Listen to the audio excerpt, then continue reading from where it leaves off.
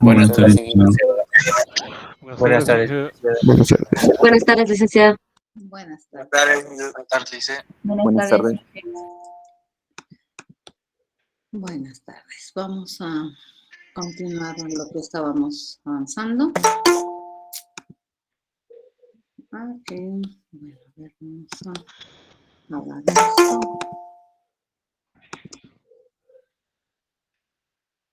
Bien. ¿Y qué otro más quiero?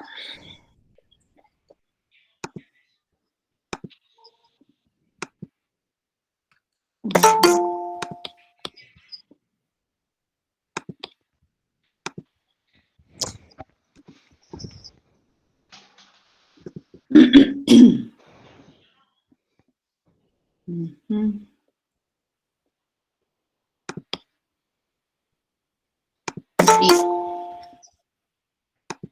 Y entonces vamos a iniciar.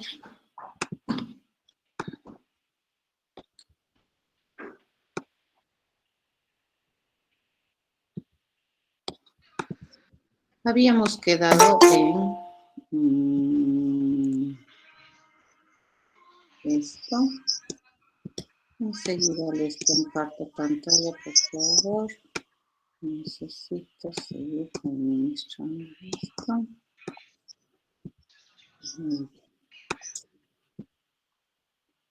Muy bien. Por allá.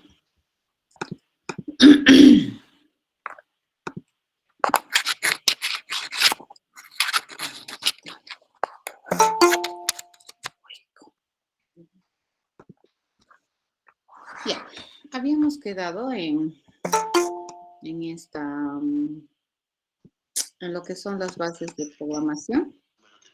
Y como les había comentado, pues en el curso íbamos a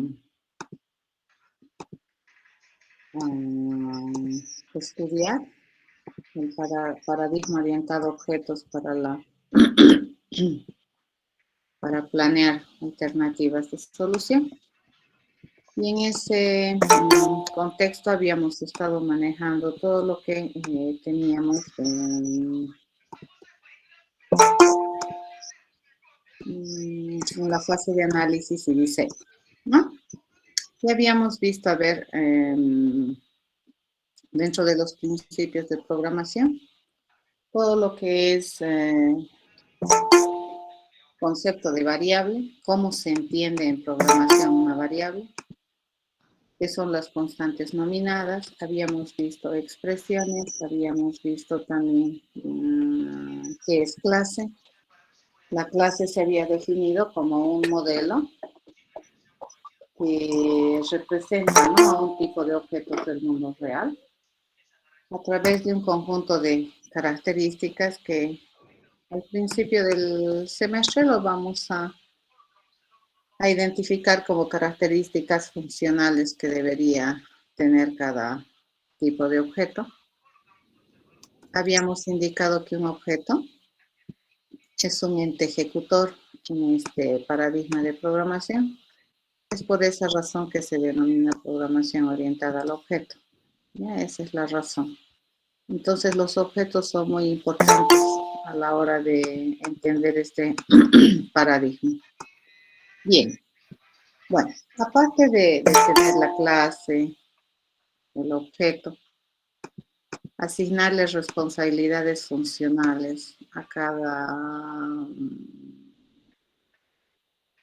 tipo de objeto, pues en las clases, además de asignarle estas responsabilidades, tenemos que definir cuál es el método por el cual los objetos de algún tipo suelen responder o suelen realizar tareas. ¿Ya?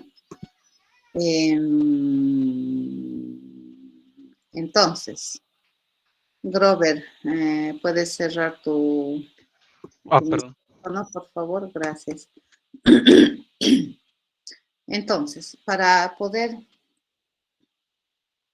programar nuestros planes de solución para que algún tipo de objeto pueda realizar una tarea, nosotros vamos a plantear el método. ¿Ya? Entonces, el método en programación orientada a objetos, como su nombre indica, tiene la misión de modelar un modo ordenado y sistemático que los objetos de alguna clase tienen para poder realizar una tarea.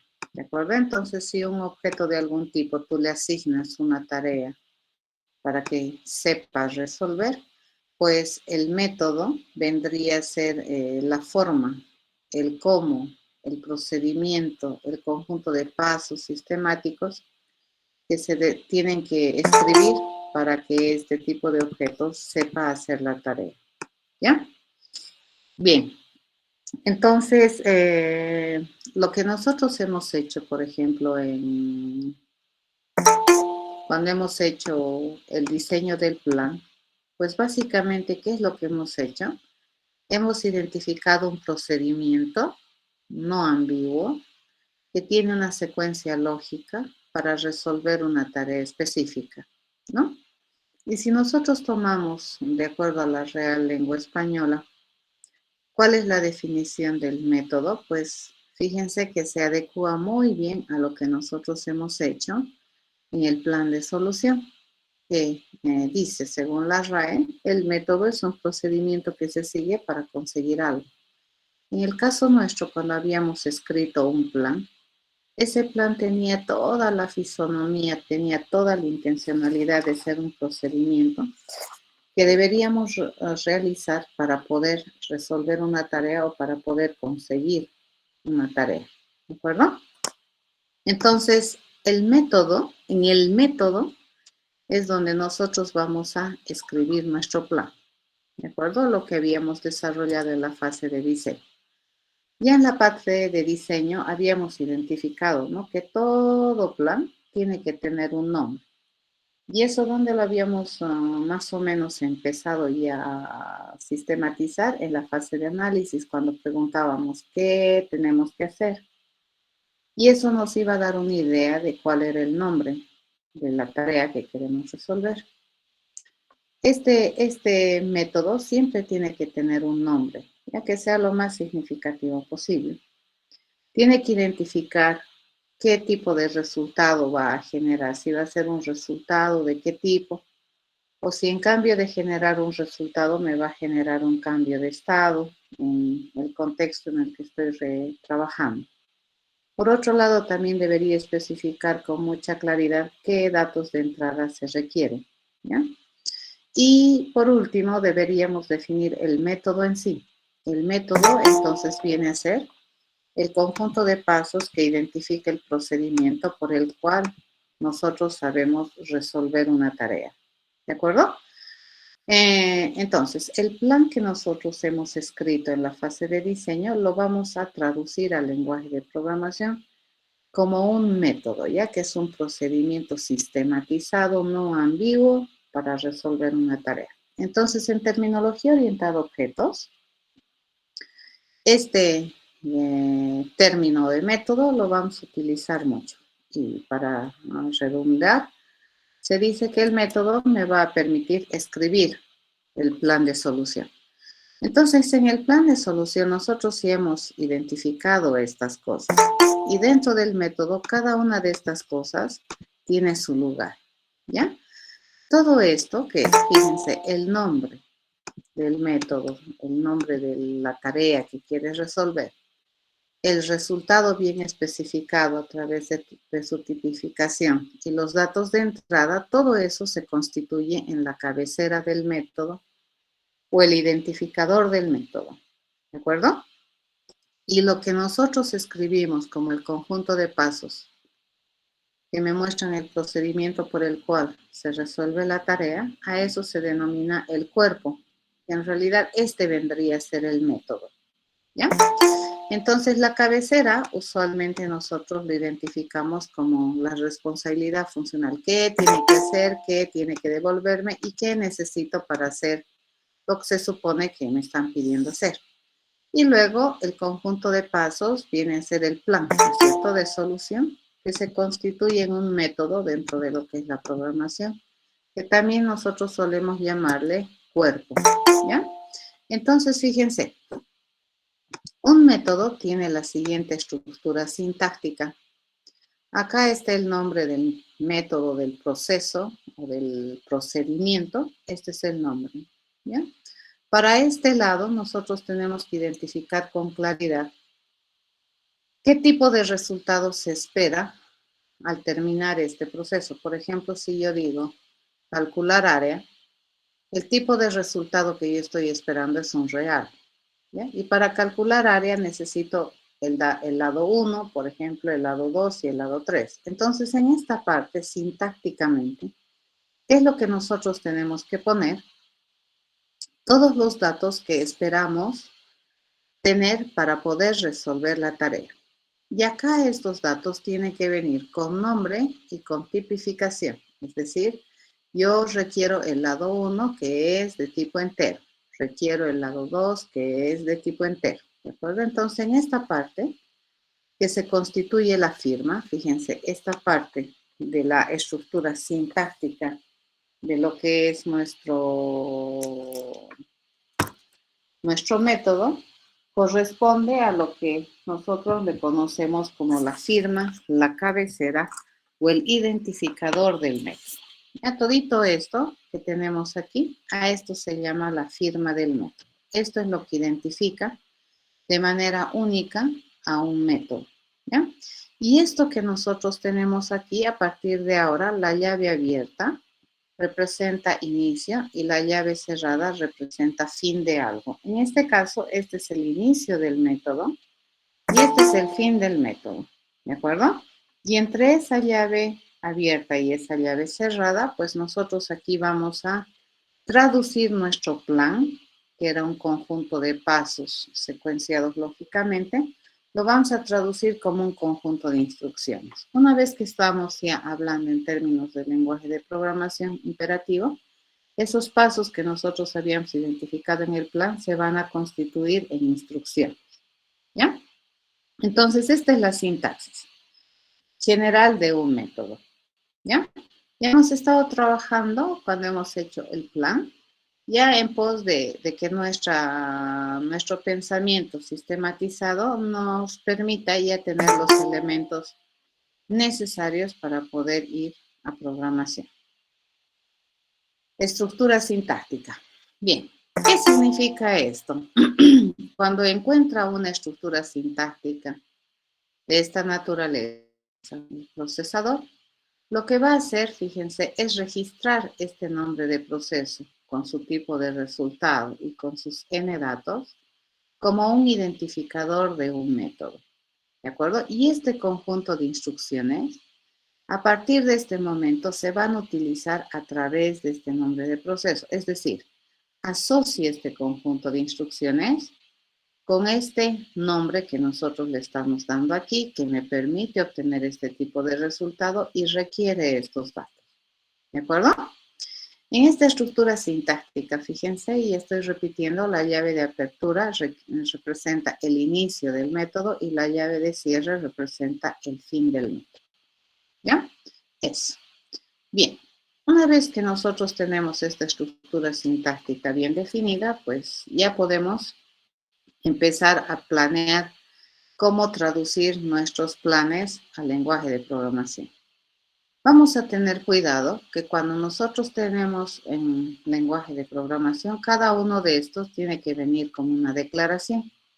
Ya habíamos visto cómo se declara una variable. Por ejemplo, si yo digo que este proceso va a requerir un lado 1, que pertenece a los enteros positivos, esto yo lo tengo que traducir al lenguaje de programación como una declaración. Y yo tendría que decir así, ¿no es cierto? Algo así. Resulta que yo requiero un lado 1, ¿ya? El lado 1 es el dato que yo requiero, que se compromete a ser un dato de tipo entero. Entonces, cada uno de estos datitos tienen que ser declaraciones. ¿De acuerdo? ¿Eso qué quiere decir? Tienen que ser de esta forma. De la forma general, digo tipo e inmediatamente digo nombre. ¿Ya? Así debería ser. Ok. ¿Qué otra cosa tenemos que tomar en cuenta cuando se tiene sintácticamente esta estructura que representa un método? Pues también nosotros tenemos que identificar el tipo, ¿ya? El tipo de resultado, fíjense, me va a decir respecto a qué tipo de incógnita estoy buscando. Por ejemplo, puede ser, si yo digo, ¿no? Es un real, si yo digo es un entero, entonces esto tiene que ser reemplazado por el correspondiente tipo, que el lenguaje que estamos utilizando para demostrar que el cerebro está realizable, nosotros debemos reemplazar, ¿de acuerdo? Por cada uno de estos tipos, ¿sí? Entonces, esta es la cabecera del método y este es su cuerpito dentro de la estructura sintáctica. Muy bien. Veamos, esto tenían de tarea. ¿Recuerdan qué tipos de datos te permite JDK o Java? Estos son los tipos de datos que te permite almacenar o con los cuales tú puedes tipificar una variable, ¿no? Por ejemplo, puede ser Boolean, en el cual tú tienes un valor lógico, ¿ya? Te dice, ¿no? ¿Qué puede contener? True, false. Por defecto, contiene un false, ¿no? ¿Qué puedes tener también? Un chat. Por defecto, ¿qué te lo almacena? Un carácter en Unicode, ¿de acuerdo? Por defecto es este carácter. El tamaño es 16 bits, ¿de acuerdo? Y su rango de representación puede representar desde el 000 hasta el FFF en sistema de numeración hexadecimal. ¿Ya? Así funciona. El byte es un entero con signo. Su tamaño es de 8 bits y puede representar desde el menos 128 al 127. Fíjense, su rango de valores de representación de un byte es bien chiquitito, ¿ya? Cuando tú dices short, este es un entero de 16 bits y puedes representar desde el menos 32.768 al 32.767 en este tipo de datos. Es decir, si tú quieres poner ya un número de 6 cifras, en esta variable que está tipificada como short ya no va a caber, ¿de acuerdo? Ya no entra. El int, que probablemente es lo que más vamos a utilizar, fíjense, tiene una capacidad de 32. Y la cantidad que se puede almacenar numéricamente hablando es, fíjense, una cifra de 3, 6, 9, hasta 10 cifras, ¿cierto? Negativo. Y tenemos aquí 10 cifras positivas, ¿de acuerdo? Pero no se puede poner toditas en 9. ¿Estamos bien? Entonces,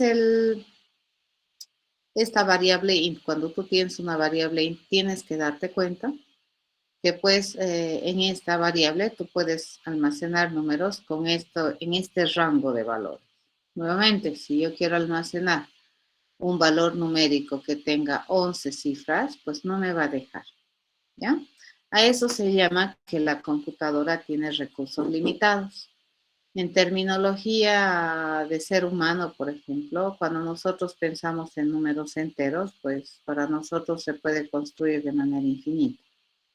El long es un entero también, pero que está representado en una capacidad de 64 bits y te permite almacenar números desde de 3, 6, 9, 12, 15, 18, de 19 cifras. Estos ya son grandes, ¿no? Entre menos más, digamos. El float me representa números de punto flotante. El double representa números reales de doble precisión. Esos vendrían a ser los tipos de datos.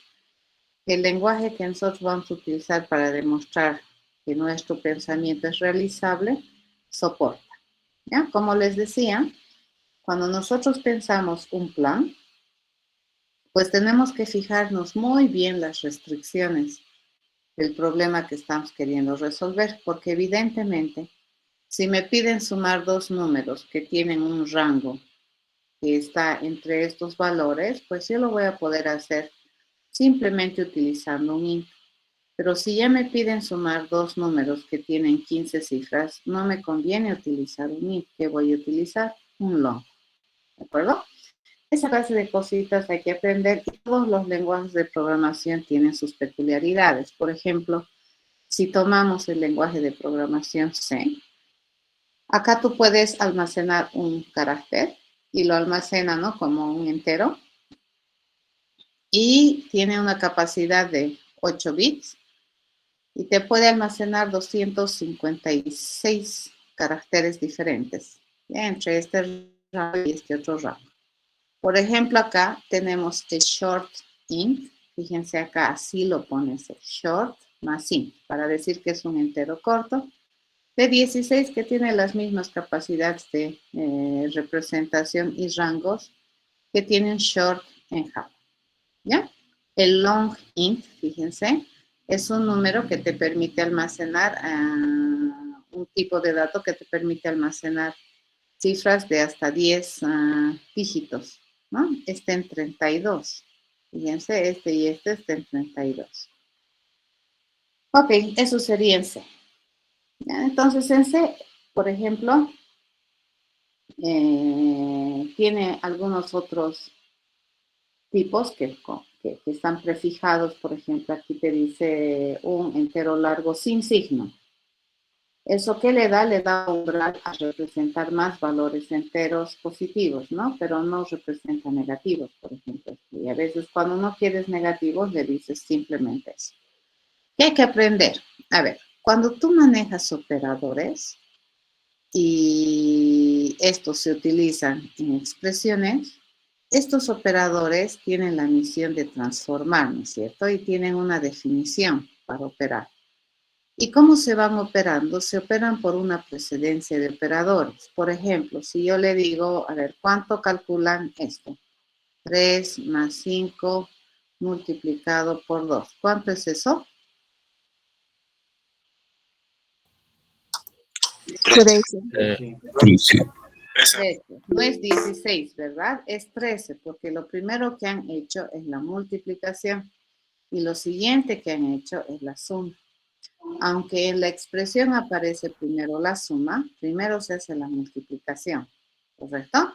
Si yo quisiera hacer primero la suma, entonces si yo quisiera hacer primero, sí, la suma, entonces tendría que alterar el orden preestablecido de esta manera, ¿no es cierto? Tendría que utilizar símbolos de agrupación. Y esto sí ya me calcula 16. Esto en cambio me calcula 3. ¿Eso qué quiere decir? Que los operadores son símbolos, fíjense, que me permiten o que se utilizan en expresiones y me permiten calcular, evaluar nuevos valores. Y esta evaluación de los valores va a depender mucho de qué operadores uso y qué precedencias tienen. Eso es bien importante entender, ¿de acuerdo?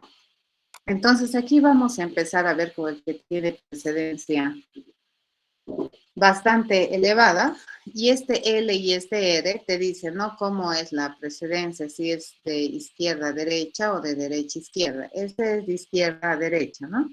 Y el operador o una precedencia es a la izquierda. Un operador que vamos a utilizar bastante es el punto, ¿ya? El punto no es punto decimal, nada. El punto en el ámbito de los operadores de JDK representa un operador de ámbito.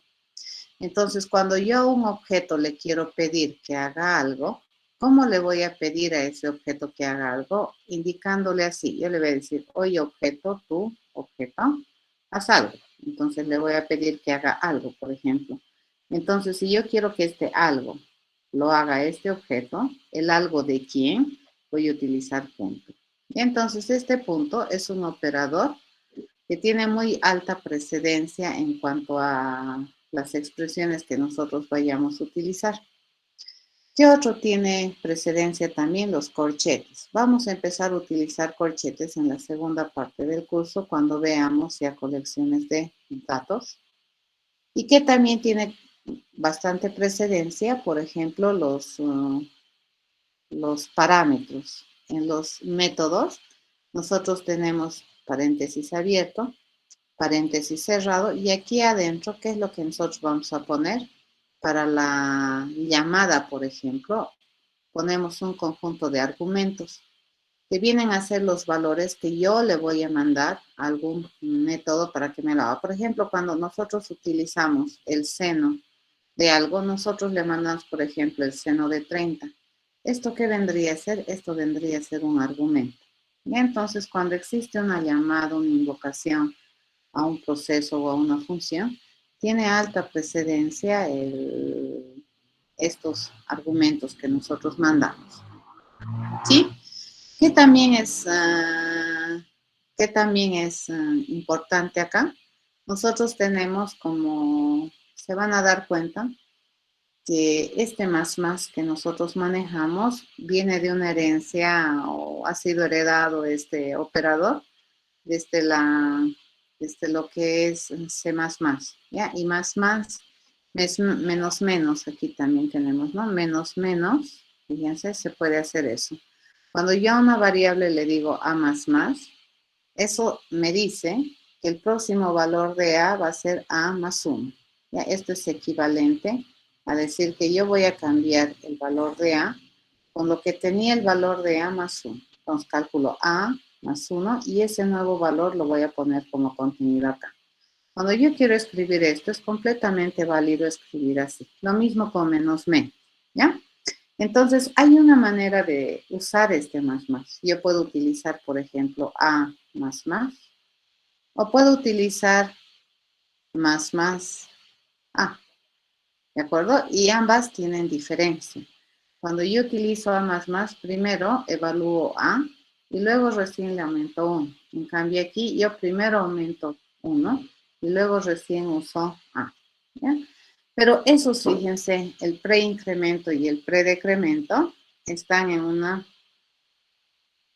con una precedencia de 15. ¿Qué tenemos también? Fíjense, como precedencia 15 tenemos la suma y la resta que vienen a ser unarias. ¿Qué significa eso? Cuando yo quiero hacer positivo o negativo, eso tiene una precedencia alta. Por ejemplo, yo le digo menos 1 por 3.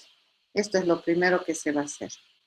¿De acuerdo? Y luego recién se va a multiplicar por 3. Eso te dice. ¿Ya? A ver, vamos a ver algunos más. El NOT, fíjense, este es el operador NOT. Este es equivalente a esa pestañita que tienen probablemente que han aprendido en colegio. Este es el famoso operador booleano NOT, que es sumario, y tiene precedencia de 15. ¿Ya? New, luego lo vamos a ver. Ya new es un operador que me permite construir. Este me permite construir o crear objetos. ¿Ya? El casting, por ejemplo, cuando yo quiero transformar 4.5 y quiero obtener solamente la parte entera, así se hace. ¿De acuerdo? ¿Esto qué me va a devolver? Esto me va a devolver 4. ¿Ya? A eso se llama casting o conversión. Ya, eso también es un operador. Fíjense, la conversión se constituye como un operador. A ver, ¿qué operadores más tenemos? Tenemos la multiplicación, la división y el módulo, que tienen una precedencia de 3, ¿no? El módulo, fíjense, se representa como esto, ¿no? Como el porcentaje. Por ejemplo, si yo quiero encontrar 5 módulo 2, esto es equivalente a 1, que sería el resultado de hacer la división entera entre 5 entre 2. Esto me va a dar 2. Y de residuo, ¿qué voy a tener? 1. Entonces, este 1 es el resultado del módulo. ¿Y el módulo cómo se representa? Como porcentaje. ¿De acuerdo? Mucho cuidado. La suma y la resta, fíjense, tienen una precedencia menor. La multiplicación, la división y el módulo. Van a tener harto cuidado. Esto es diferente que esto. Estos, por ejemplo, son unarios, ¿no? Lo que les decía, menos 1. Esto es más importante que hacer 3 menos 3, digamos. Esto es el operador de la resta binaria y esto es cuando estamos cualificando a este 1 como negativo. ¿Ya? Eso sería este, ¿no? Cuando cualificas y esto es la operación. ¿Qué más tenemos? Tenemos que les cuento que desde C++, el operador más también tiene otra significancia. Si yo, por ejemplo, le digo hola, ¿sí? Más chao, ¿correcto? Esto va a funcionar como una concatenación y me lo va a escribir así. Hola, chao. ¿Correcto? Así va a escribir. ¿Entendido? Entonces, ¿qué hace este concatena? Por izquierda, por derecha, depende, ¿no? De dónde le pones. Si le pones chao más hola, entonces va a salir chao, hola, la cadena. ¿No? Entonces, estos operadores tienen que aprenderlos para poder escribir expresiones, son bien importantes. Estos no los vamos a ver en el curso, estos no, son de desplazamiento. Estos serían los relacionales, ¿no es cierto? El menor igual, el mayor igual. Este lo vamos a ver a finales del curso, que es un operador que me permite preguntar acerca de lo que contiene un objeto. Este es relacional. El igual se usa para preguntar. Cuando yo quiero preguntar si 3 es igual a A, por ejemplo, esa pregunta, en programación, ¿cómo se escribe que 3 es igual a A? Así se escribe. Y entonces, este es el operador para poder relacionar dos valores por la pregunta igual. Y para decir que son diferentes, por ejemplo, si yo quisiera decir 3 es diferente de A, algo así, yo tendría que escribir con la negación. ¿Ya? Si ustedes se han dado cuenta, el signo de admiración cerrado es la negación. Entonces, ¿cómo escribimos es diferente de A? Así. ¿Ya? Ya no hacemos la pregunta, ¿no? Esto es el diferente. Ok, tenemos también este que es el I de bits, eso tampoco vamos a ver mucho en el curso, más vamos a ver el lógico, que es este, ¿de acuerdo? Tenemos este, por ejemplo, este representa al AND, ¿de acuerdo? Este representa al OR, ¿ya? Este es el operador ternario, que en alguna ocasión vamos a escribir. Por ejemplo, si yo le pregunto si A es igual a 3, le pregunto. Entonces le digo, quiero que me responda 5. Caso contrario, quiero que me responda 7. ¿Ya? Este es el famoso operador ternario que alguna vez vamos a utilizar. Fíjense, este es el operador de asignación, van a tener harto cuidado. El igual es el símbolo que se utiliza para describir una operación de asignación. Nosotros ya lo hemos estado utilizando desde que hemos empezado a planear soluciones. Estos son los operadores de autoasignación. Por ejemplo, cuando yo le digo algo así, A más igual 2, ¿esto qué significa? Que a A yo le voy a sumar 2 y ese resultado lo voy a poner como contenido de A. Ya, entonces, esto es equivalente a esto. Lo mismo, ¿no? Con la multiplicación, división, módulo y con la resta. Aquí tenemos, esto no lo vamos a manejar y esto tampoco. ¿De acuerdo? En el curso hay bastantes operadores que te presentan, ¿no? El lenguaje que no los vamos a usar. Los operadores solamente para mostrarles, ¿no? Que hay similitud, digamos, en muchos de ellos. Estos son la multiplicación, división entera y el módulo, la suma, la resta, el menor igual, mayor igual, el diferente, el y, el o, XOR, el o a nivel de bits. Y este es el I y el O que nosotros vamos a utilizar a nivel de comparación. Y este es el NOT. ¿De acuerdo? Este es el NOT, lógico. Y este es el no binario. Entonces, cuando tú le dices no 0 en binario, te va a devolver 1. Como siempre, ya desde C, el igual se ha identificado como el símbolo para la asignación. ¿Ya? Esto es lo que les mostraba hace rato. Una asignación con incremento, una asignación con decremento y así. ¿De acuerdo? Estos son los famosos operadores. Se han introducido estos operadores de autoincremento, de autodecremento. Y se autoincrementa por defecto en 1, se autodecrementa por defecto en 1. Los operadores de la suma y la resta, esto que me permite ser operadores de llamada a proceso, y esto para definir colecciones. Y obviamente esto es operador de AND.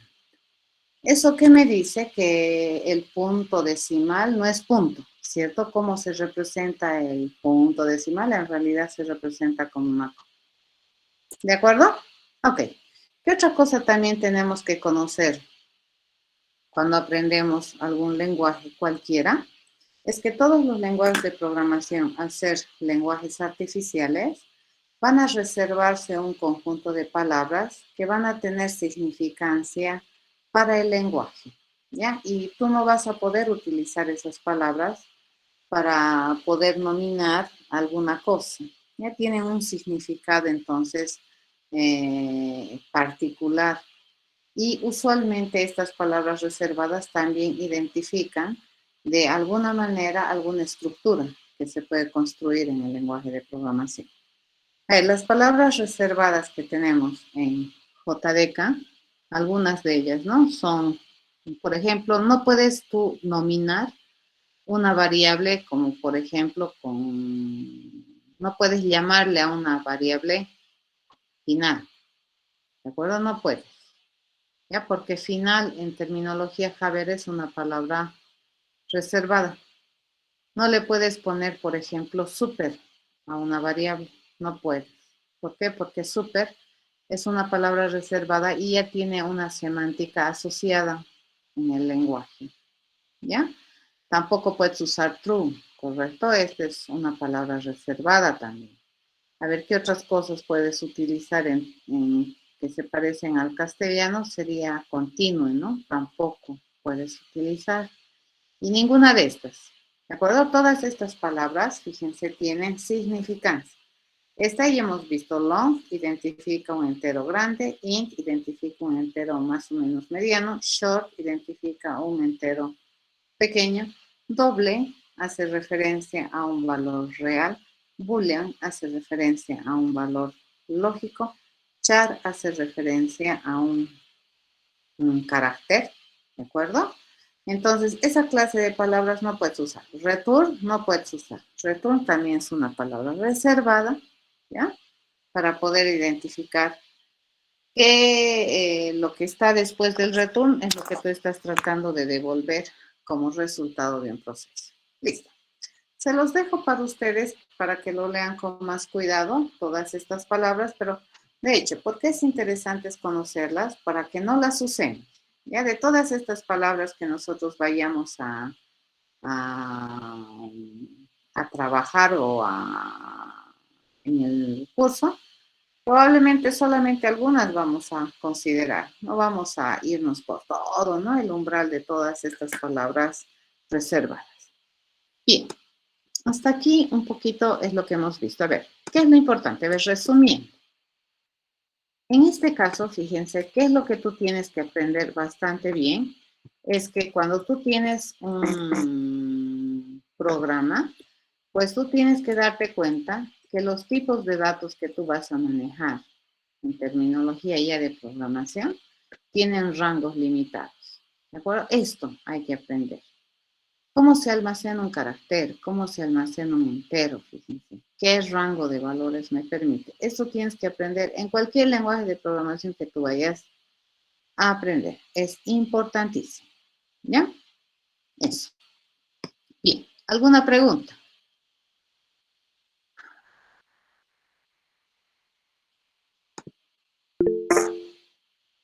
A ver.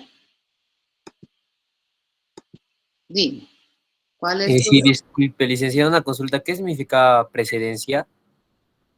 precedencia? Es el orden en el que se hacen los operadores. Por ejemplo, ya lo he cerrado, ¿no? Vamos a chequear ahorita. ¿Listo? Por ejemplo, la precedencia de operadores te permite o te dice, eso llevan en colegio. te dicen el orden en el cual se van a evaluar las operaciones. Ya, por ejemplo, es lo que ya les pregunté. A ver, ¿cómo es que tú? Prioridad. Es la prioridad. Se llama precedencia de operador. Ese es el nombre correcto. Cuando tú dices, es lo que les había dicho, ¿no ve? 3 más 5 por 2. Ustedes me han dicho que esto evalúa 13. ¿Por qué? Si el más aparece primero, ¿por qué esto evalúa 13? Porque fíjense, la prioridad de la multiplicación es 13, es más alta que la prioridad de la suma. Entonces, cuando tú encuentras esta expresión, ¿qué es lo primero que se va a hacer? Se va a hacer el operador o va a operarse el operador que tiene más alta prioridad, que en este caso sería la multiplicación. Primero hace la multiplicación y luego recién hace la suma. ¿Estamos de acuerdo? A eso se llama precedencia de operadores, porque si no, cualquier cosa calcularías, ¿correcto? Entonces, por ejemplo, si yo digo, voy a calcular el promedio de notas y yo digo que es el primer parcial más el segundo parcial dividido entre 2. ¿Eso es correcto? Esto me va a calcular el promedio. ¿Qué dice? Tendrías que poner paréntesis. Sí, porque si no, no ve. Por precedencia de operadores, primero se va a hacer la división, el segundo parcial entre 2, y a ese resultado de la división recién le vamos a sumar el primer parcial. ¿Correcto? ¿Y por qué se hace así? Porque la división tiene más alta precedencia en cuestión de orden de ejecución de la operación que la suma. Entonces, si yo quiero alterar esto, tengo que deshacer lo que su compañero decía, ¿no es cierto? Tendría que ponerle que el promedio se calcula de esta manera. El promedio se calcula agarrando primer parcial más segundo parcial. Primero voy a sumar y al resultado de esa suma recién le voy a dividir entre 2. ¿Correcto? Entonces, aquí, Que era en type. esto es conversión. Esto es conversión, es casting. Por ejemplo, ¿qué pasa si nosotros quisiéramos, a ver, cuando nosotros tenemos esto, ¿ya? Cuando nos vamos a abrir una pantalla negra mejor, ¿de acuerdo? Necesita pantalla negra. Listo. Ahí vamos a trabajar. Ese del type, fíjense, ¿cómo funcionaría eso del type? Vamos a venir con amarilla. Por ejemplo, sigo 5 dividido entre 2. ¿Cuánto me da eso? 2.5. 2.5. Esto me va a dar 2. Ya, esto me va a dar 2. ¿Por qué? Porque la división es entera. Entonces, la división, hay una propiedad bien interesante que se llama, ¿no? La propiedad del mundo cerrado. Si yo voy a hacer una operación en el mundo de los enteros, el resultado debería ser un entero. ¿Ya? Entonces, si yo divido 5 entre 2, entonces el resultado es un entero. Pero si yo quiero realmente obtener el resultado real, entonces si yo le digo esto, fíjense, 5, 2, y le hago una conversión, ¿ya? Entonces, ¿qué es lo primero que va a hacer? Fíjense, antes de hacer la división va a hacer la conversión. Entonces, ¿qué es lo primero que va a hacer? Va a agarrar esto, va a convertir este 5 en real. Entonces, esto lo va a convertir a 5.0. Y luego recién va a hacer la operación. Entonces, basta que en la división uno de tus operandos sea real, entonces tu resultado tiene que ser real. Entonces, esto sí te va a devolver 2.5. ¿Se entiende? Entonces, fíjense, la conversión se hace antes que la operación. ¿Se entiende? Sí, gracias. ¿Ya? Otra cosa, a ver, si tú hicieras esto, fíjense, ¿cuánto te sale esto? 2. Esto te va a salir un lindo 2.0. Así te va a salir. Entonces, fíjense, eso tienes que aprender, ¿no ve? La conversión se hace antes que la división, en este caso. Dime. Inge, yo quería preguntarte, cuando queremos sacar un número entero y, por ejemplo, en el 5 dividido a 2, no sé, ¿no lo redondearía a 3? No, no, Ah, ya, está no, bien, gracias. no lo redondea. Ahora, hay funciones, fíjense. Les he dicho, no ve que vayan a averiguar qué hace la clase MAT. ¿Sí? En la clase MAT ustedes van a encontrar hartas funciones matemáticas que son comunes y de uso general. Por ejemplo, ahí está el seno, ahí está el coseno, ahí puedes encontrar el logaritmo, ahí puedes encontrar la raíz cuadrada de el SQRT, ¿ya? Ahí puedes encontrar el min, que te permite encontrar el mínimo valor de 2. Ahí puedes encontrar la función max, puedes encontrar la función absoluto, que te devuelve el valor absoluto de, ¿ya? Esa clase de cosas hay en MAT. Acá en MAT hay uno que se llama, ¿qué es esto?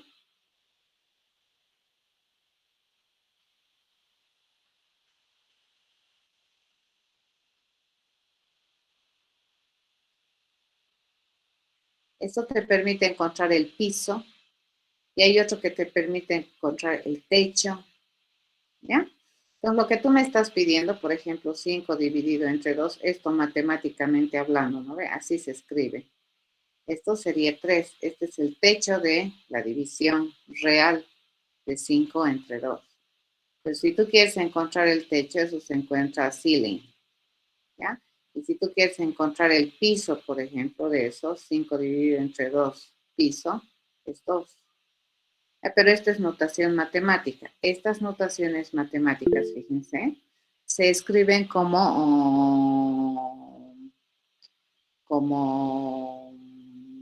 funciones en math. Sí, puede haber también el round que te redondea, pero tienes que ir a leer, ¿no ve? Cómo te hace el redondeo y a partir de dónde te lo redondea. ¿De acuerdo? En cambio, el techo es diferente, ¿no? Techo, piso es diferente. Lo mismo, fíjense, nosotros tenemos la raíz cuadrada de n. Este es el símbolo que manejamos matemáticamente. Y en lenguaje de programación, lo más probable es que tengas bibliotecas matemáticas que te den soporte a estas operaciones y funciones estándares matemáticas. Entonces, esto nosotros le llamamos así. Fíjense, este símbolo lo hemos puesto con nombre.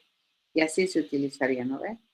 La raíz cuadrada de n, que representa esto. Entonces, para cada una de estas usualmente funciones que nosotros tenemos, eso en matemáticas, ¿qué significa? El valor absoluto de la resta de A con B. Esto nosotros tendríamos que utilizar así, ¿no ve? Absoluto de A menos B. Fíjense, este es el operador absoluto, la operación absoluta, que le estamos poniendo nominación. ¿De acuerdo? Por eso es importante que vayan a revisar un poquito más y vayan también a revisar su descripción de las funciones o de los procedimientos que te provee MAT. Usualmente todos los lenguajes de alto nivel te van a proveer este tipo de funcionalidades ya en bibliotecas hechas. ¿Está bien? Eso. ¿Ya? Eso hay que Gracias, hacer. Liz. ¿De acuerdo? Listo. Entonces, una vez, y esto se va aprendiendo también con la práctica, ¿no es cierto? A medida que vas utilizando, te vas a ir dando cuenta y ya te va a ser mucho más natural, le llamaremos, el uso de estas cosas y cómo ya te vas a empezar a dar cuenta por qué te genera un error cuando tú dices 5 dividido entre 2 y tú juras que te tiene que devolver 2.5, no lo hace, pues es porque tenemos, al final, a fuerza de uso, vas a aprender que la división es un operador que tiene consistencia respecto a sus operandos, ¿no? Si tú le mandas 2 operandos enteros, el resultado va a ser entero. ¿De acuerdo? Ok, entonces lo que vamos a hacer ahora es un ejercicio. A ver, ¿tienen alguna pregunta más? Sí, disculpe, licenciado, una consulta. ¿Qué significa o qué es JDK, perdón? Java Development Kit, el kit de desarrollo de Java. ¿Ya? O sea, alias Java. La mayoría de la gente le conoce como Java, pero JDK es el kit de desarrollo de Java. Es el conjunto de instrucciones para hacer programas en Java. Java en sí es toda una especificación, les cuento. Java no es un lenguaje, Java es una especificación. El lenguaje de Java es el JDK, el kit de desarrollo de Java. ¿Ya? Pero para aminorar el nombre, todo el mundo lo conoce como Java y todo el mundo entiende. Pero Java es una especificación. Y lo que nosotros utilizamos en Introlab Program prácticamente es el JDK, es el kit de desarrollo de Java básico, ¿ya? Porque luego después Java tiene un montón de cosas dentro de lo que es su especificación. Yo les voy a mostrar. El problema de hacer esto es que luego ya no tenemos tiempo, ¿no? Pero bueno, vale la pena tal vez, probablemente perder un poco de tiempo.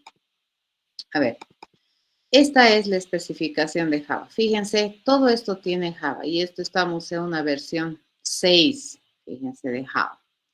¿Dónde está el kit de desarrollo de Java? Es todo esto, ¿ya?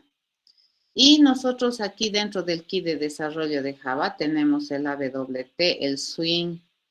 Estos sirven para hacer interfaces gráficas de usuario, ¿de acuerdo? Tenemos IDLs, esto es para hacer programación colaborativa, ¿ya? Esto es para hacer programación con RMI, llamadas remotas a, invocaciones remotas a métodos, RMI. Tenemos aquí, ¿dónde está mi Java? Que me permite trabajar con lo que es base de datos, ¿ya? Tenemos acá tenemos, esto es lo que nosotros más o menos usamos, ¿no? Son las librerías básicas, las bibliotecas básicas de Java, ¿no? El lang, donde está mat, donde está system, donde tiene un montón de objetos y de clases que me permiten tener ya funciones hechas. Tenemos aquí colecciones, tenemos aquí todo lo que me permite hacer programación concurrente que nosotros no manejamos en Introlab Program. ¿De acuerdo? Toda esta clase, todo esto, fíjense, es el famoso JDK de Java. Ya lo que nosotros utilizamos es prácticamente una nadita. Java, Java, fíjense, es el interpretador del lenguaje de programación. El Java C es el compilador del kit, ¿ya? Del JDK. El Javadoc es todo un proceso o es un instrumento, una herramienta que me permite generar documentación de los programas que hacemos y así. ¿Ya? Entonces, el JDK es todo esto. Fíjense, es todo esto. Esta parte de aquí, desde la verde hasta acá, que me permite trabajar con lo que es desarrollo de aplicación. Pero todo lo que es el lenguaje Java se compone de toda esta parte, ¿no? Que es software que nosotros no tocamos, pero que sí necesitamos para ejecutar y que tiene también toda una parte que me permite ser independiente de plataforma, ¿no? Ajá. ¿De acuerdo? Entonces, cuando tú vienes aquí al API, les había pedido, ¿no? Ve que averigüen qué es MAT. El MAT se encuentra en la biblioteca lang. Y aquí podemos encontrar el MAT. Fíjense lo que decía su compañero, round. A ver, vamos a buscar. ¿Qué es round? Fíjense, nosotros tenemos por ejemplo. Y acá está su descripción, ¿no? Necesita un valor real y que te va a devolver un long. ¿Eso qué significa? Un entero grande, ¿no? Y aquí te dice, ¿no? ¿Qué es lo que hace? ¿Qué casos especiales tiene? Y esto hay que aprender, ¿ya? Cuando tú vas a ir a utilizar una biblioteca, no importa el lenguaje de programación que tú utilices, pues es importante que vayas a entender qué prestaciones de servicios tienes. A ver, vamos a ver si tiene esto que les decía. Sí, tiene, fíjense, este es el sale, que te devuelve el techo de un real, ¿no? Te retorna el valor más pequeño, más cercano, inmediato al valor de doble, si es que este doble tiene, que se llama parte decimal. Y el floor es el piso. Y es lo que les comentaba, ¿no es cierto? Te devuelve el valor inmediatamente más grande, menor al número en cuestión. ¿Mm? Entonces, esta clase de cosas te son útiles, ¿no es cierto? Porque probablemente muchas de estas te proveen funciones matemáticas que nosotros hemos visto que no son muy útiles a la hora de explicar pensamiento. ¿Ya? HTML, como lenguaje de programación, no, es un lenguaje de marcas. ¿De acuerdo? O sea, lenguaje de programación de propósito general no es. En cambio, como su nombre dice, ¿no? HTML, L es de lenguaje, te cuento. La última L es de lenguaje, pero no es un lenguaje de programación de propósito general. ¿De acuerdo? Es un lenguaje de marcas, entonces de etiquetado. Lo que es para hipertexto, ¿no? Es un lenguaje de etiquetado para hacer hipertextos. En el caso de Java o del JDK, o Java mejor conocido por la mayoría de la gente, es un lenguaje de propósito general que tiene como enfoque de tecnológico o enfoque base la programación orientada a objetos. ¿Sí? Eso. ¿Ya? Entonces hay que tener harto cuidado, ¿no? De lo que se hace uso en intro a la programación, sobre todo, siempre tratamos de hacer uso de algún lenguaje que sea de propósito general. Bien, ahora sí, nos vamos a ir a la parte de mostrar todo lo que nosotros hemos hecho ya en acción, ¿de acuerdo? No importa la versión del BlueJ que tenga o del JDK que tenga, para lo que nosotros vamos a utilizar en introducción a la programación, pues es suficiente. Y ya, ¿de acuerdo? A ver, vamos a resolver este problema. Te dice, dadas 3 notas parciales entre 1 y 100 de un estudiante, se quiere saber si el estudiante ha aprobado. Se dice que un estudiante aprueba si el promedio de los 3 parciales es mayor a 50. Caso contrario, se dice que el estudiante ha reprobado. ¿De acuerdo? Entonces, veamos. Lo primero que tenemos que hacer es entender el problema. Ya nunca jamás se olviden de esto, porque ustedes son todavía, muchos de ustedes son programadores novatos. ¿Ya? Entonces, estructurar cerebro es muy, muy importante. Siempre recuerden que el inteligente es el programador. ¿Ya? Entonces, el programador tiene que hacer su mejor esfuerzo de sistematizar su cerebro para que un ente no inteligente lo entienda. Eso nunca jamás me voy a cansar de repetirles. ¿De acuerdo? Entonces, la computadora es un ente no inteligente. El inteligente es el programador. Pero para poder resolver un problema, lo primero que nosotros tenemos que hacer es entender el problema. Nuestra fase de análisis, ¿no es cierto? Entonces y cada vez, fíjense, esta fase de análisis, vamos a ir haciendo más rápido, más rápido, más rápido, ¿ya? Porque a medida que practiques, esto lo vas a hacer prácticamente casi de manera mecánica. Y luego, ¿en qué te vas a entretener? En el plan, ¿y? En el plan de solución. En este caso, a ver, ¿qué te están pidiendo? Te están pidiendo decidir si un estudiante ha aprobado o no. ¿Ya? ¿Quién lo debería hacer? Un robot evaluador. Recuerden que en la programación orientada al objeto, las tareas no se resuelven en el aire, las tareas las resuelve alguien, ¿de acuerdo? Un objeto responsable. Entonces, en este caso, el tipo de objeto responsable para decidir si un estudiante ha aprobado o no va a ser un robot evaluador. El resultado que estoy esperando es aprobó, es una variable que me va a decir sí, no. ¿De acuerdo? ¿Qué datos vamos a tener? 3 notas parciales, ¿ya? Que les vamos a nominar par 1, par 2 y par 3. ¿Ya? ¿Qué deberíamos saber hacer? Sumar, obtener promedio y comparar. Tenemos que saber cómo se obtiene un promedio. ¿Qué restricciones tenemos? Dice par 1, par 2, par 3 son números enteros positivos entre 1 y 100 que hemos sacado de la descripción del problema. Y aprobó debería ser un valor lógico, ¿cierto? La respuesta debería ser sí aprobó, no aprobó. Listo, así de simple. Ya está. Entonces, en mis restricciones, fíjense, le estoy poniendo condiciones a estos mis datos de entrada. Y también estoy condicionando qué tipo de dato me va a generar como resultado. Este es el resultado, esta es la responsabilidad. ¿Qué tarea tienes que hacer? Y resultado de esa tarea, ¿qué vas a obtener? Eso.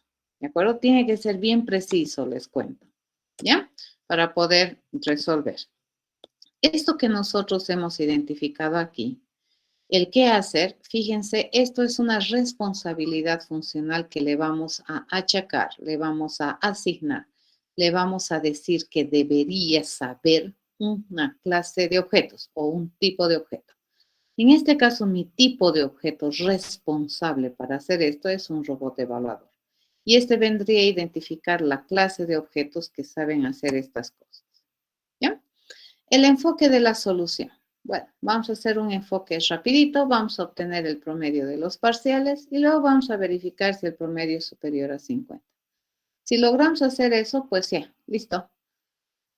Dependiendo de lo que nosotros comparemos el resultado respecto a lo que es, si es superior o no a 50, entonces ya podemos encontrar mi resultado y decir si sí o si no. ¿Ya? Listo. Entonces, veamos, ¿el plan en qué va a consistir? Mi plan consistía en 2 pasos grandes. Me voy a obtener el promedio y verificar el promedio. Bien, acá decimos, ¿no ve? ¿Qué clase de objeto estamos usando? Un robot. ¿Qué responsabilidad debería tener ese robot? Verificar si hay aprobación, si aprobó, ¿no es cierto?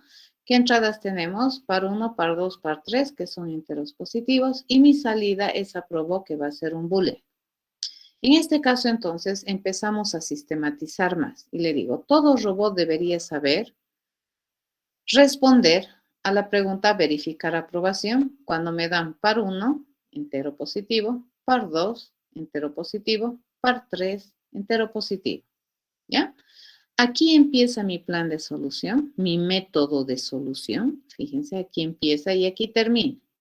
Recordemos que por la Real Lengua Española, ¿cómo lo define el método? Lo define como un procedimiento sistemático que me permite lograr un objetivo. En este caso, mi objetivo, ¿qué cosa es? Es decidir si aprobó o no aprobó el estudiante que tiene estas 3 notas, ¿no? Entonces, aquí empieza, fíjense, mi procedimiento y aquí termina. Mi procedimiento que se llama verificar aprobación. Fíjense, este método le estamos poniendo nombre. ¿Ya? Ok. Entonces, este método dice, tiene una incógnita, la incógnita más importante, que es el resultado o la incógnita que estoy buscando. En este caso es de tipo booleano. ¿Ya? Esto es lo que yo estoy buscando. Para poder encontrar esto, pues yo necesito una incógnita intermedia, que es el promedio, ¿cierto? Y el promedio va a ser un real positivo. ¿Cómo se calcula el promedio? Fíjense, sumando los 3 parciales y al resultado de esa suma le vamos a dividir entre 3. Fíjense acá, estamos haciendo uso de nuestro conocimiento que tenemos de este colegio, ¿ya? Porque hemos tenido la necesidad de ponerle paréntesis, porque nosotros aquí adentro en tu cerebro, sin que te des cuenta, tú ya has desarrollado ese conocimiento tan inherente a ti que parece que es porque sí, pero no, en realidad, ¿por qué yo necesito ponerle esos paréntesis? Para que primero se haga la suma y después se haga la división. Ya que si no le pongo los paréntesis, pues me va a calcular otra cosa. ¿Entendido? Entonces, estas formas de evaluar expresiones son bien precisas, están bien normadas, tienen reglas específicas para la evaluación. Y esas reglas específicas matemáticas, la computadora también las tiene escritas y las va a realizar así, a rajatabla. ¿De acuerdo? Entonces, es por esa razón que cuando nosotros escribimos algo así, pues tenemos que respetar las normas y las reglas de la matemática para obtener lo que realmente yo quiero.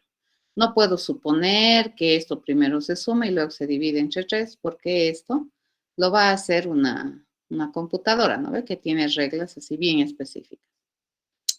¿Cómo sería la respuesta? La respuesta va a ser igual al resultado de ir a comparar, si el promedio es mayor a 50. Yo voy a ir a comparar y eso me va a responder, ¿cierto? Me va a decir sí, ¿no? Y ese va a ser el resultado que yo voy a obtener, ¿no? Y ese resultado, fíjense, va a ser el resultado que yo voy a retornar como, valga la redundancia, resultado de esta tarea verificar aprobación. Listo, ya está. Acabamos de hacer mi plan. Fíjense, esto ya es diseñar un plan. Esto es diseño de un plan que ya tiene una rigurosidad interesante, porque acá nosotros sí estamos utilizando el concepto de variables, estamos utilizando el concepto de asignación, estamos utilizando el concepto de expresión, ¿de acuerdo? Y acá estoy especificando exactamente con esta palabra retornar qué se supone que es mi resultado al final, porque aquí yo tengo aprobó y promedio. Mi resultado no es promedio, mi resultado es aprobó, ¿correcto? Bien, esto, fíjense, identifica al tipo de objeto. En este caso, ¿qué sería el robot? La clase. ¿Qué vendría a ser esto? Fíjense, verificar aprobación es una responsabilidad funcional que le asignamos a todo robot. ¿Y qué vendría a ser todo esto? Fíjense, esto vendría a ser el método por el cual todo robot debería saber verificar aprobación. Entonces, ¿cómo lo traducimos esto a un modelo de orientación a objetos? Yo digo, voy a tener un tipo de objeto que se llame robot y que lo único que sabe hacer es verificar aprobación. Entonces, ¿qué responsabilidad funcional le estoy asignando a este robot? Verificar aprobación. ¿Ya? ¿Y cómo verifica aprobación todo robot de esta naturaleza? Así, este es el método. ¿Ya? Pero ahorita este es el plan y esto lo vamos a convertir todo en el futuro, ¿de acuerdo? Nos iremos a programar y para ello vamos a utilizar nuestro famoso BlueJ. Espero que ya se hayan descargado BlueJ. No importa la versión que tengan va a depender también de la máquina que tienen, de las capacidades de su equipo y de muchas otras cosas, ¿de acuerdo? Cierren sus ojos, eso no han visto. Lo que vamos a hacer entonces es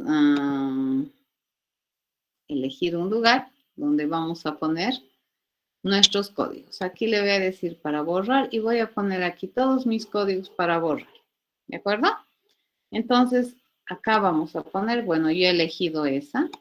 Y lo que le vamos a llamar es el programa número 1. Que sea el programa número 1 que estoy haciendo con ustedes. Lo cierro esta parte y les debería salir una pantalla algo similar a esta. Si no es tan igualita, tampoco se preocupe. La clave es que tenga los elementos importantes. A ver, ¿qué es importante aquí? Es importante esta área. ¿Ya? Acá nosotros vamos a hacer nuestras clases. Vamos a poner nuestras clases. Por ejemplo, para poner una nueva clase puedo utilizar este botón. Puedo venir aquí y decirle, quiero poner una nueva clase por acá. O puedo venir por acá y decirle nueva clase, ¿ya? Acá, botón derecho y nueva clase, ¿sí? Obviamente, su interfaz de ustedes probablemente va a ser un tantito diferente a la mía, dependiendo de qué máquina tienen, ¿no? Cuando es una máquina Windows, el menú suele venir acá, pegadito. En este caso, en la Mac, los menús siempre se ponen en esta barra superior, ¿ya? Entonces, vamos a crear una clase. A ver, ¿qué clase de objeto nosotros hemos dicho que vamos a programar? Un famoso robot, ¿ya? Este robot. Que sepa hacer, fíjense, ¿qué debería saber hacer este robot? Este robot lo único que debería saber hacer, bueno, es verificar si es que un estudiante, dadas sus 3 notas, ha aprobado. En el caso del BlueJ, no te permite tener este dibujito, ya que es de 3 cajas o de 3 separaciones. Esto por fines de visibilidad y de espacio. Entonces, ¿qué es lo que nosotros vamos a hacer? Lo que nosotros vamos a hacer es decir lo siguiente. Vamos a trabajar solamente con el robot, ahorita está ahí, y luego nos vamos a ir a escribir el método de este robot, ¿ya? ¿Dónde se escribe el método del robot? Hacen doble clic acá y se les va a abrir esta pantalla. Este es el editor para programas fuente. Hagan esto, ¿ya? Hagan esto, seleccionen todo eso y bótenlo. Porque lo que ustedes tienen ahí es un ejemplo de cómo se hace una clase. ¿Se acuerdan cuando habíamos visto la clase, cómo se traducía? La estructura sintáctica era decir class, el nombre de la clase, abro llave, cierro llave, y aquí al medio yo tenía que explicar todas las características esenciales que yo habría decidido representar para todo objeto de clase robot. En este caso, lo único que le estoy diciendo es que este robot debería tener una responsabilidad funcional que se llame verificar aprobación. ¿Ya? Que a partir de este momento se va a convertir en un método. Recordemos, ¿cuál era la estructura sintáctica de un método? La estructura sintáctica de un método decía el nombre. Luego, ¿qué venía? Venía los atributos, ¿no es cierto? O, perdón, las entradas. Par 1, decíamos par 2 y par 3. ¿Y qué te decía? Que estos datos de entrada a su vez iban a ser declaraciones. Recordemos, ¿cómo se declaraba? Se decía tipo y nombre de la variable. Esa es una declaración. Fíjense, le estoy diciendo que voy a tener una entrada de datos que se llame par1, que va a ser de tipo entero. Voy a tener otra entrada de datos que se llame par2, que va a ser un entero. Fíjense, estoy representando este par1 es un entero positivo. Par1 es un entero. En terminología Javera no se distingue, ¿no? Si es entero positivo o negativo. Solo es entero, ya está. En este caso, par3 también va a ser un entero. ¿Qué se compromete a generarme como salida? Se compromete a generarme como salida un valor de tipo booleano. ¿Cómo se escribe booleano en JDK? Boolean. Fíjense, el editor es bastante amable ya con ustedes porque les empieza a pintar de otro color las palabras reservadas. Todo lo que está en pintadito en rojo y aquí este es un color vino más o menos, toditas esas son palabras reservadas. Lo que está en negrito aquí, eso es tu invento. ¿Ya? Esto también es mi invento. Este también es un nombre que yo estoy usando. Pero fíjense, si yo acá le pusiera como nombre final, acaba de pintarse en color vino. ¿Eso qué me está diciendo? Que esa es una palabra reservada. Yo no puedo ponerle como nombre de una variable final, porque es palabra reservada.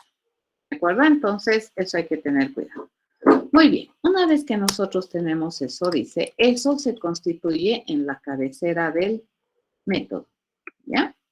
La cabecera del método que tiene el nombre de la tarea que se le ha asignado a este robot o a todo objeto de clase robot, qué se compromete, qué tipo de resultado se compromete a devolverme y qué necesita para hacer bien su trabajo. Para hacer bien su trabajo necesita 3 datos de entrada, se llama. ¿De acuerdo? O son los famosos datos que nosotros habíamos identificado en mi fase de análisis. ¿Ya? Y luego acabo de exponer inicio y fin. Lo primero que he hecho, inicio y fin. ¿Ya? Llave abro, llave cierro y me paro al medio. Y ahí vamos a decir, dice que yo necesito encontrar si aprobó o no aprobó. Pero para eso yo tengo que declarar esta variable. ¿De acuerdo? Y esa variable se compromete a tener un dato de tipo booleano. Esta es una declaración. Para poder hacer el trabajo, dice aquí, estoy mirando, fíjense, yo necesito también una incógnita parcial, que es el promedio. ¿Y ese promedio de qué tipo va a ser? Ese promedio va a ser de tipo real. ¿De acuerdo? Entonces, acabo de declarar, fíjense, 2 variables. Una, que se llama aprobó, que se compromete a contener algo de tipo boolean. Otra, que se llama promedio, cuyo compromiso es almacenar algo de tipo real. ¿Ya? Bien, lo siguiente dice, aquí calcularemos el promedio. Entonces, el promedio dice que se va a calcular o se va a definir el contenido del promedio con el resultado, fíjense, de evaluar esta expresión. Yo voy a decir par 1 más par 2 ¿ya? Más par 3, ¿correcto? Eso sí. Entonces le digo, voy a sumar el parcial 1, voy a sumar el parcial 2, voy a sumar el parcial 3 y al resultado de esa suma le voy a dividir entre 3. Recuerden, la sintaxis de una instrucción de asignación te dice, por el lado izquierdo, la variable, el solo que identifica la asignación, y por el lado derecho del símbolo, la expresión, y siempre terminada en punto y coma. Y entonces el punto y coma te dice, acabo de terminar una instrucción o una oración bien escrita. Una vez que hemos hecho eso, vamos a ver si esto funciona. Aprobó que debería ser el resultado de ir a preguntar si el promedio es mayor a 50. Y solamente aquí hacemos eso. Y ya no le ponemos el signo de interrogación, porque esto ya per se es una comparación. Esta es una expresión de tipo booleano, que me va a generar como resultado un valor booleano. ¿Estamos de acuerdo? Entonces, este resultado de tipo booleano lo vamos a poner como contenido de aprobó. Ya está. Y siempre, ¿no? Terminamos con punto y coma. Y antecitos de terminar, yo le digo, bueno, vamos a retornar. Fíjense, voy a retornar lo que hay en aprobó como resultado de esta tarea. Porque aquí yo tengo dos variables, ¿no ve? Dos incógnitas. ¿Dónde está el resultado? Aquí. ¿Ya? Entonces, eso voy a devolver como el resultado de mi tarea. Fíjense, acabo de traducir esto en programación. Lo que acabo de escribir es un código fuente. Alguien que tiene un poquito de formación, digamos, en lo que es programación y estructuración de planes de solución, va a entender sin ningún problema esta parte, ¿ya? Todo esto que está en la cajita amarilla, fíjense, es un método, ¿ya? Es un método que tiene nombre, que dice qué tipo de dato te va a devolver como resultado, que indica cuántos datos de entrada tiene y que además describe el plan de solución que vendría a ser el método, ¿ya? Y todo este método, fíjense, todo este está asignado como una responsabilidad funcional de este tipo de objetos. ¿De acuerdo? Este tipo de objeto puede tener más de una responsabilidad funcional y para cada responsabilidad funcional pues se le asigna un método así. Bien, ¿qué es lo siguiente que vamos a hacer? Compilar. ¿De acuerdo? Compilas por ahí y fíjense aquí que te dice que no hay errores de sintaxis, que todo lo que yo he escrito está bien escrito. Está muy bueno. ¿Sí? Ahora vamos a ir a probar que esto funciona. Fíjense, mi cajita ha cambiado de textura. Antes estaba toda achurada, pero está blanquita. ¿Ya? Y vamos a probar si funciona. A ver, si tuviéramos los siguientes datos, me van a decir, ya, sí, se aprobó o no aprobó. Para poder probar, nosotros tenemos que tener casos. Por ejemplo, si el parcial 1, el parcial 2 tiene 50 y el parcial 3 tiene 51, ¿ha aprobado o no ha aprobado? ¿Qué dicen ustedes? Aprobó, sí. Aprobó. Vamos a ver cómo funciona, ¿ya? Para poder probar que este método funciona, nosotros necesitamos construir un objeto particular de la clase robot. ¿Cómo se construye? Por el momento, cuestión de fe, ¿de acuerdo? Así se construye. Fíjense, le vamos a dar un nombre. Este que sea mi robot evaluador. Este que sea el evaluador. Y fíjense, acá esta área es bien importante porque esta área me permite modelar los objetos. Si nosotros observamos, este es un objeto particular de clase robot. ¿Y a quién le voy a pedir verificar si un estudiante ha aprobado, dado que le doy sus notas? A este, no a este. ¿De acuerdo? Entonces hago clic derecho aquí y fíjense, este robotcito ya sabe responder a esta pregunta.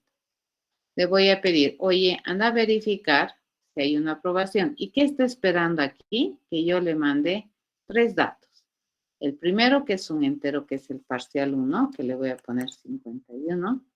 El segundo, que está para el parcial 2, que es un entero, le voy a poner 50. Y el tercero, que es el parcial 3, que es un entero, que le voy a poner 51. Según ustedes, esto debería devolverme true. Pero a ver, vamos a ver qué me responde. Me dice falso, no aprobado. ¿Qué ha pasado? ¿Quién me dice?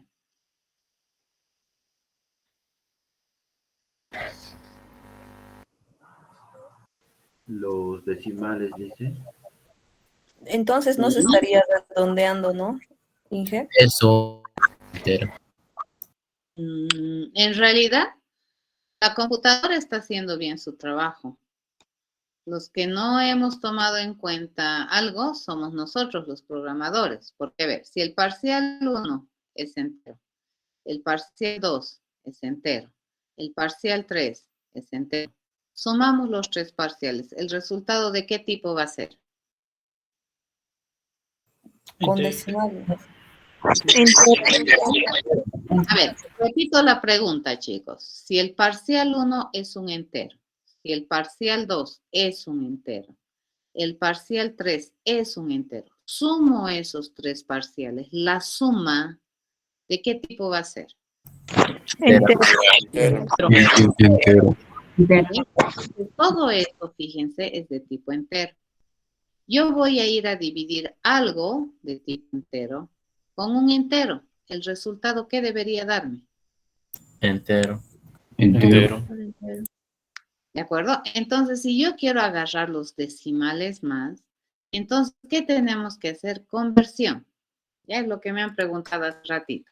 Entonces, yo le voy a decir, voy a ir a sumar, fíjense, estos tres parciales, ¿ya? Que me va a dar un valor entero. Y ese entero lo voy a convertir a real.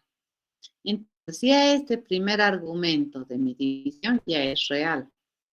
Si yo divido un real entre un entero, el resultado ¿qué va a ser? Un real. ¿Ya? ¿Entendido? Esto se llama conversión.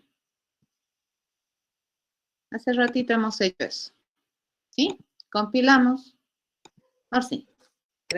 Nuevamente, construiremos con la corrección. Vamos a construir de nuevo un objeto ejecutor. Y a este objeto le voy a decir, a ver, anda a verificar si un estudiante que tiene parciales 51, 50 y 51 ha aprobado. Le digo OK. Entonces, ahora, ¿correcto? Mucho cuidado con eso. Fíjense que cuando nosotros hacemos nuestros planes aquí, para nosotros es con decimales me sale esta división, pero no es verdad. ¿Ya? Cuando tenemos entero aquí, entero allá, la división va a ser entera. ¿Cuándo nomás te va a devolver un real? Cuando alguno de estos dos operandos sea un real. ¿De acuerdo? Acaban de hacer su primer programa. ¿Ya? Y aquí mi robotcito le puedo volver a preguntar. A ver, anda a verificar este otro conjunto de notas. Por ejemplo, si yo le digo 30, le digo 80 y le digo 20. ¿Aprobó o no aprobó?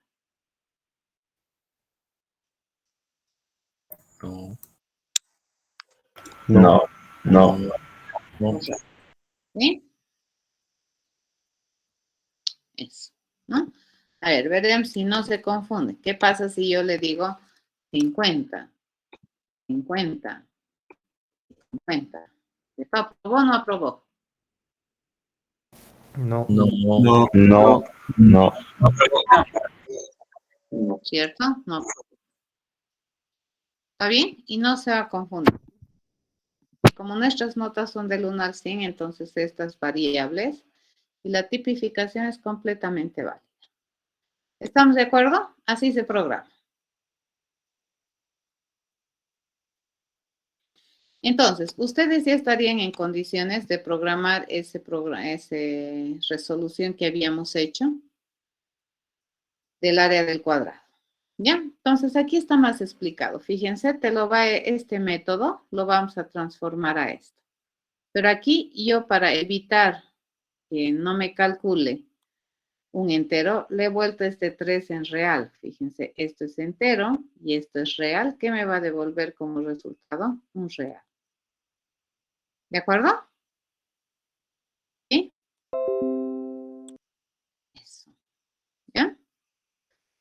Esto que nosotros tenemos acá son declaraciones, ¿ya? Esto que tenemos aquí, fíjense, las declaraciones tienen esta forma, ¿no ve? Tipo, contenedora, punto y coma. Lo que nosotros tenemos acá, fíjense, son asignaciones. Tengo 2 asignaciones. ¿Y cuál es la forma de una asignación? A este lado una contenedora que es usualmente variable y a este otro lado una expresión. Este es el operador de asignación. Van a tener harto cuidado, no es una ecuación. Punto y coma, ¿no es cierto? Y acá nosotros, ¿qué tenemos? Tenemos una instrucción de retorno que me permite retornar el contenido que tiene o el resultado de evaluar esta expresión. En este caso, si yo evalúo o aprobó, me va a devolver su contenido. ¿Se acuerdan que cuando habíamos hablado de variables en terminología de programación, les había dicho que se hagan a la idea de que es como una contenedora que contiene información? Y entonces, cuando yo evalúo esa variable, me va a devolver su contenido que en ese momento tiene. ¿De acuerdo? A esto se le conoce como código fuente. Lo que acabamos de escribir es el código fuente que está escrito en un lenguaje de programación, que es un lenguaje artificial, que tiene reglas sintácticas estrictas y que usualmente este código fuente lo entiende los programadores. ¿De acuerdo? Entonces, un programador, otro programador, si yo le hago leer esto a un programador de Chile, digamos, va a entender. ¿Ya? Porque estamos siguiendo unas reglas estrictas del lenguaje de programación. Bueno, ya hemos programado. Ahora, si ustedes son un poco más curiosos, en algunos otros lenguajes de programación, más o menos así se programa en Python. Ya, ahorita no he hecho con orientación a objetos, pero yo le digo, voy a definir, verificar aprobación, que recibe par 1, par 2, par 3, y su método, fíjense, 2 puntos, se define así. ¿Ya? Promedio, así, aprobó promedio igual 50, ¿de acuerdo? Esto sería mayor a 50. Y eso sería, aquí está, ¿no? Es mayor a 50 y eso sería aprobó, ¿no? En C, C++ es similar, ¿no?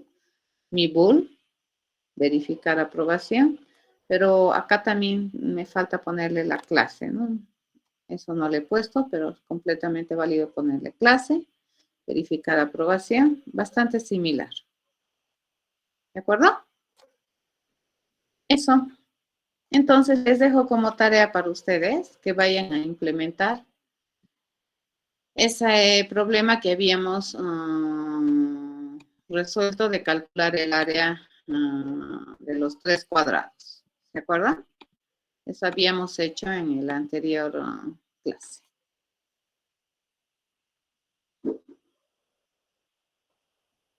Ingeniera, Sí. y si quisiéramos imprimir un resultado, o sea, digamos, en vez de que diga true o false, que diga aprobado, sería simplemente cambiar el Eso ya tipo. sería interacción, ¿no ve? Porque a mí me estás pidiendo decidir si aprobó o no aprobó. Entonces yo te digo true, false. Listo, ya está. Ya, ahora, si es que haces toda tu capa de, a ver, acá, ya que me has pedido, te voy a complicar la vida. Entonces yo te voy a decir que aquí yo voy a tener algo que es la interacción.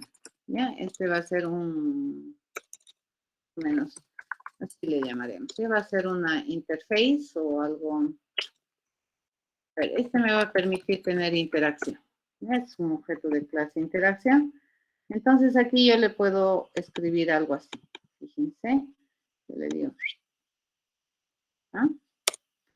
Y puedo pedirle, ¿no es cierto? Es que, a ver, una de las cosas que tienen que aprender es resolver el problema.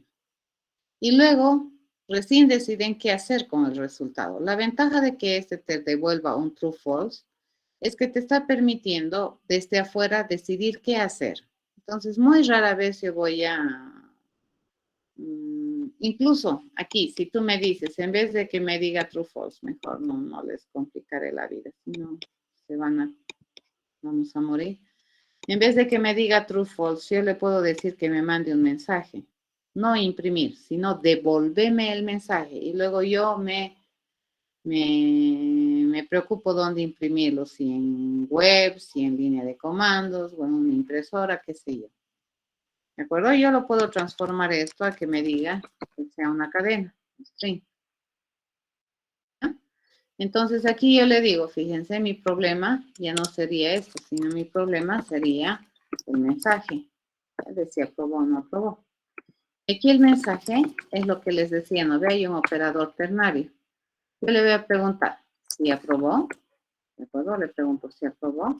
Entonces el mensaje que sea aprobó. Caso contrario, que el mensaje sea reprobó. No lo voy a imprimir, me opongo a imprimir, ¿de acuerdo? Y aquí mi respuesta sería el mensaje. Fíjense, hago eso, compilamos. Y este robotcito va a hacer lo mismo. Fíjense, va a ser prácticamente igual, solamente en vez de decirme sí o no, me va a devolver el mensaje. 71, 50, y esto debería devolverme aprobado. No imprimo, devuelvo, para que tú hagas lo que te parezca con ese resultado. ¿Estás de acuerdo? Sí, gracias. Eso. ¿Ya? Se los dejo esto en la plataforma, se los voy a subir y vayan a programar eso de los cuadrados. Ya están con toda la información suficiente necesaria como para poderlo realizar. Nos vemos el día jueves, jóvenes. Disculpe, licenciada, una consultita. En el quiz 3 hay que considerar entonces la ley de cerradura, como está diciendo, de Por los supuesto. resultados entero, Sí. de expresiones. Sí, señor. Sí, señor. Ah, ya. Sí. Tienes Está bien. que.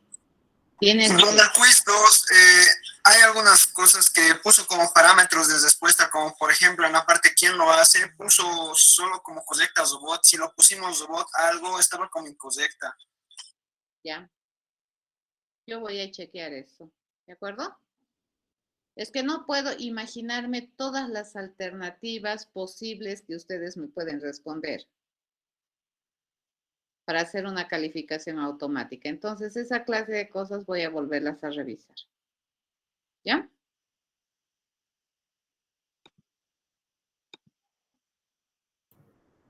Sí, licenciada, una consultita más era que hace rato no pude preguntar, era de que si en restricción no iría también que si aprobó el promedio es mayor a 50 cuando haces, digamos, polea. Sí. Puedes ponerle como restricción que es parte de la especificación que te va a ayudar a hacer la solución. Sí. Está bien, muchas gracias. Completamente válido. Hasta luego, jóvenes.